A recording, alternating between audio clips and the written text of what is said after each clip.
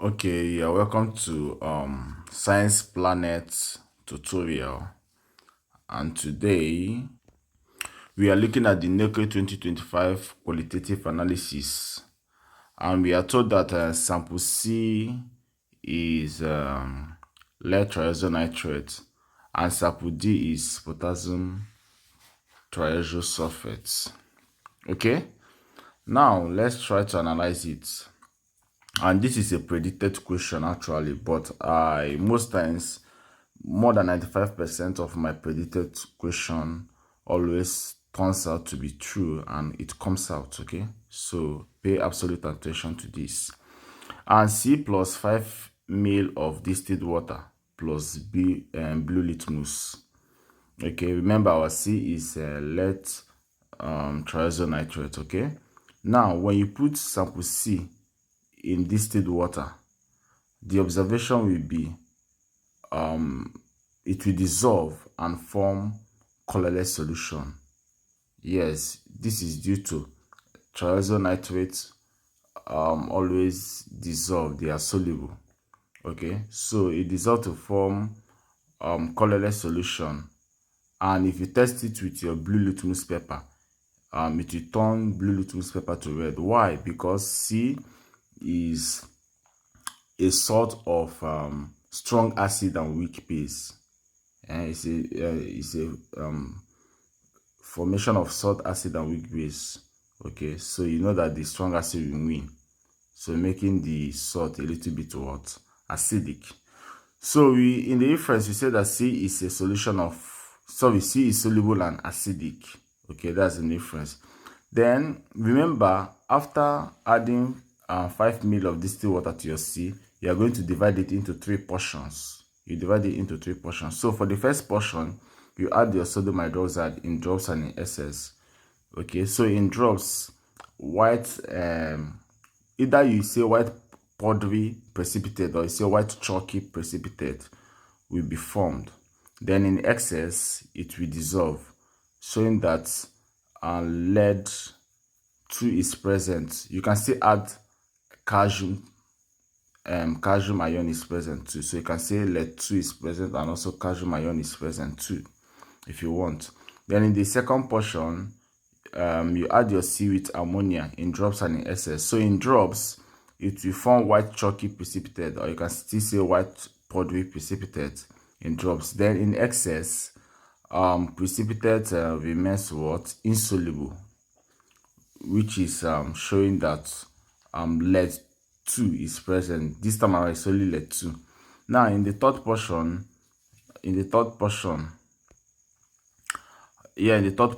you add your C plus dilute HCl, that's dilute hydrochloric acid.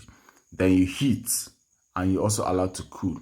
So in your observation, when you add your dilute HCl, white powdery precipitate will be formed. Yes, white powdery precipitate will be formed. And here I didn't add that effervescence will occur. Effervescence will occur too. Okay, so white powdery precipitate will be formed. Then on heating, precipitate dissolve on heating. Then on cooling, it reappears. Okay, when you heat it, the precipitate will dissolve. When you allow it to cool, it will reappear. This is confirming what? Pb. This is confirming lead ion. This is confirming lead ion. Okay. No. Sorry. Please, in the observation, yeah, I'm correct. In the observation, there is no effervescence. Please, there's no effervescence. So what is there is what I wrote there. White powdery precipitate will be formed. Okay. Then on heating, precipitate will dissolve. Then on cooling, it will reappear. Okay, so I'm correct. No effervescence occurring, please. Then this is to confirm what? This is to confirm lead ion. It is to confirm lead ion.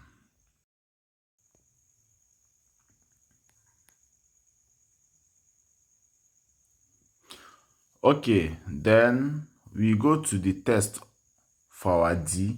Remember, our D is K2SO3. That is our potassium triazosulfate. sulfate. So your D plus a non-luminous flame, that's your D plus flame, it will give you a lavender colored flame or a lilac color flame, okay? And your inference, it is to confirm that it is what? Potassium ion. So potassium ion is confirmed in your inference. Then bring that sample D and add 5 ml of water. You stir it and add litmus, okay? So when you add your water, it will dissolve. So your observation will be what? Dissolve to form clear solution.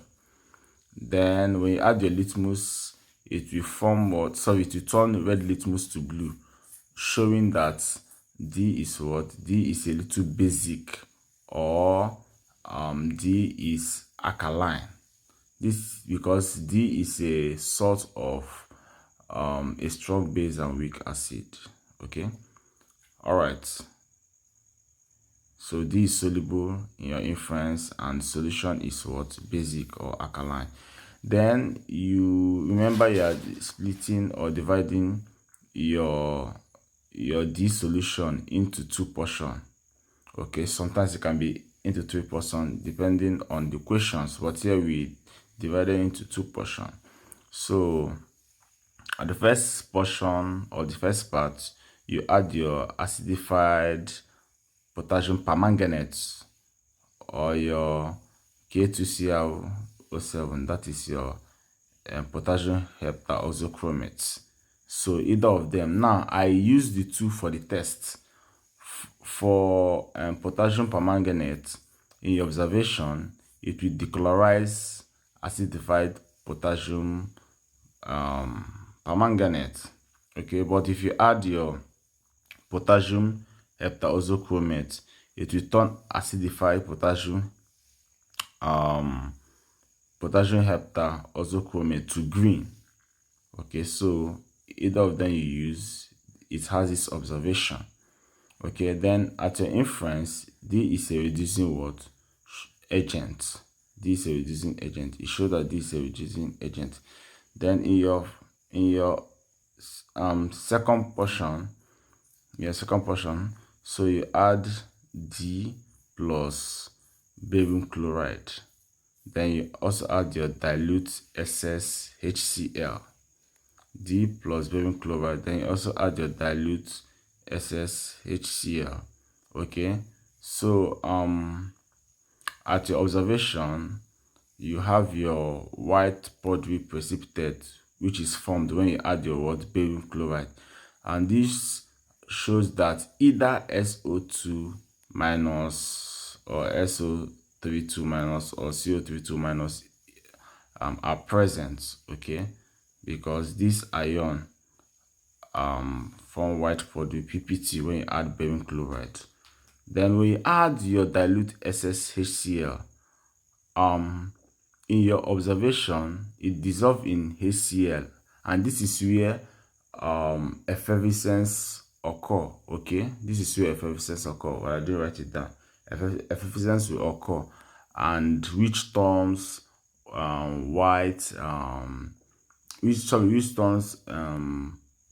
lime water making, okay? It turns lime water making. All right, so when you add your dilute HCl, it shows that SO32 minus or CO32 minus is present. Okay, now for the final test of our D, so second portion of D with KMNO4, that's our potassium permanganate, okay? So in our observation, purple solution turns colorless. So the purple, remember the potassium permanganate is purple in coloration, and so when you add it, it will turn colorless. This shows that reducing agent is present, and this confirmed our SO32 minus. So SO32 minus is being confirmed there. So that's the last test. Thank you very much.